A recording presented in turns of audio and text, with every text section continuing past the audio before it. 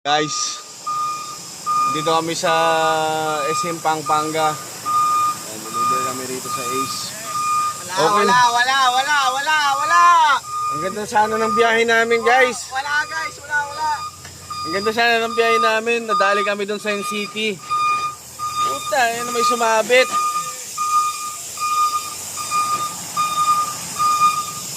May sumabit na masamang kaluluwa doon.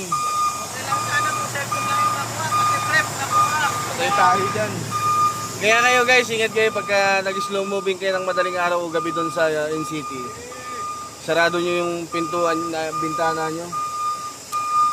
Sumabit doon sa doon sa likod. Tapos biglang sumampa doon.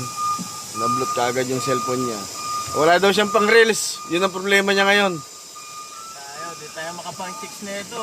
Guys, sayang yung sayang Outfit. Ay nga outfit niya. Patay tayo. Dali. Pre, abante mo daw pre.